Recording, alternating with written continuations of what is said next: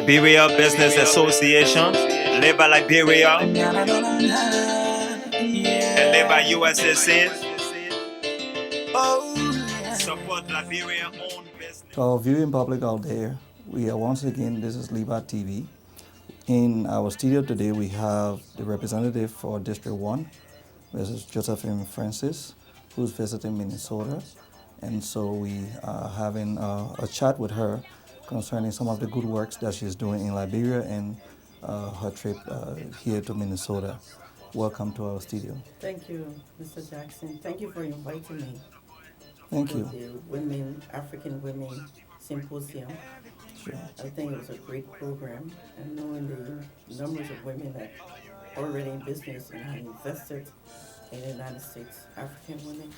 So it was good that I came, and I wish them a lot of luck. Yeah, it was the first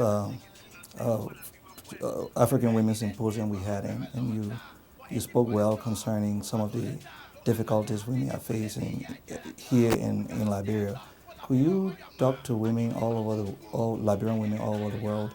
What are some of the things they could do if they wanted to come home and engage themselves in the economic growth of Liberia? To invest in private sector. You know, the private sector is the engine of every country economy. And since the war, there are a lot of opportunities in the private sector, financial opportunity, even government has helped giving small SMEs loans because we have a stimulus package that government have invested in different banks. And you see the informal sector today is being in the formal sector. You see the micro women have registered their businesses and creating a good even environment to make sure that they are sustainable. Thank you. You know, the Liberian Business Association in the diaspora, we are trying to focus on networking and helping ourselves in the diaspora, but equally so, we are also looking at how we can engage in Liberia. One of the things, you've been here for a while now, for a week. What is your own assessment of the Liberian Business Association in the diaspora? Well, the Liberian Business Association here, they have a variety of different products which they invest in. And I think there's a huge market too for Liberia. So they can also have a business in Liberia and have a business in the United States. But the problem is, the major challenge is who you can trust to do this while you're abroad. Mm-hmm. And you yourself, you are in the private sector. You own a couple of businesses. You also is the founder of the Farmer Association. Talk a little about your private sector portfolio. I went into farming because we import over $400 million worth of food in Liberia every year. That's a lot of revenue that we still rate in our country economy. And we started the Farmers Union Network in 15 counties, 73 districts. We have coordinators and county platforms. We've been supported by IFAD, one of the largest donors in the world. We have implemented over $2 million project, making sure to help the small farmers, helping them to be sustainable. So what we did with the IFAD grant, and the Liberian government money, to make sure that every household cultivate 1 hectare of land, whether you plant cassava, you plant rice, peanuts, whatever it is that you want to plant. And I'm telling you, we did about 300 farmers. With the 300 farmers that had no better living, today they have built a home, they send their children to school, and even can afford a small generator in their homes. So can you imagine if we were to do it with the 35,000 registered farmers that we have registered in the 15 counties? Wow. Poverty would decrease in Liberia. Correct.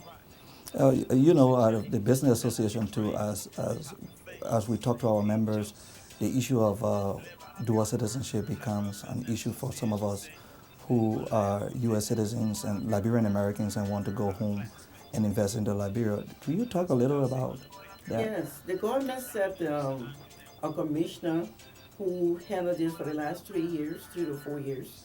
They went in the 15 counties, had a lot of towns meeting, met all the rural people, and they decided what they wanted in the Constitution, to change it from the 1986 Constitution. and it came up with 25 propositions. So the 25 propositions, over 1,000 plus people met in Bon County, and it came down to 8 propositions. The 8 propositions were sent to the legislature, and fortunate for us, we passed that, I think about 6 months ago. Well, the 8 came down to 6 propositions, and the 6 propositions will be going to referendum in 2018. And one of the 6 propositions is to do a citizenship, and that's what the people of Liberia said they want. So we have to encourage our people, because those who register to vote in this election will be the one to vote in the referendum. So we need to encourage them now to vote for the 6th proposition, because it's very good for the country. Representative Francis, we were in Liberia. We took a delegation to Liberia, and we donated some computers to Tottenberg. You have a district. What would be some of the things that you will encourage us in the diaspora to do in your district, or what are some of the businesses that you want us to bring into your district? Well, you know, in the last 100 years, one part of my district, Tuli district, never had a high school. So with my 6-year leadership, I've built a high school. And now the young people in the rural part of my district very excited about technology. Okay. So now they have a computer lab, and we need more computers. So we're able to get, I think, 2 computers for more than 100 senior students. Is too small, so computers will be very good. And we also in the district try to encourage people to invest in agriculture, because it's very rural. And my district, you don't have educated people and corporations and all of that. So agriculture has been high on our agenda, and they're really helping to make them sustainable. Another thing, I will encourage people to invest in the district. We need roads, we need bridges, because that way incorporate everybody will use it. So building bridges, building roads, and that lot is sometimes like maybe 3 or 4 meters long and wide, but it's using logs, so it would be good, and we have many of those to start investing in bridges, because now with the motorcycles, they go all over the district and people are accessible to transportation. Well, one of the things that we from the Liberian Business Association and the diaspora, we want to go home and invest into our country, and we are looking at elections coming. What is your take about the elections coming in 2018, and how can you encourage us to come home and invest? I wish you had come home to register too. But the elections will be October 10th, and campaign starts July 31st, is when everybody should launch the elections. I know we've been having a lot of negative talks from a lot of political parties about the code of conduct. But the law is the law, the code of conduct is constitution. No one can change it except the legislature, and we're not planning on changing it. So we want you, Liberians, to encourage your family living home to make sure this is very peaceful, because we have been enjoying the peace for the last 10 years, and the international community has spent trillions of dollars to get Liberia where it is today, and it's no going back for us. So we want, and for the first time since 1944, we see a democratic president turning over to another president second Tuesday in January, and we need that peace. And it must be peaceful for us to continue the country of the Yeah! And you know you react to the big red! For the people first.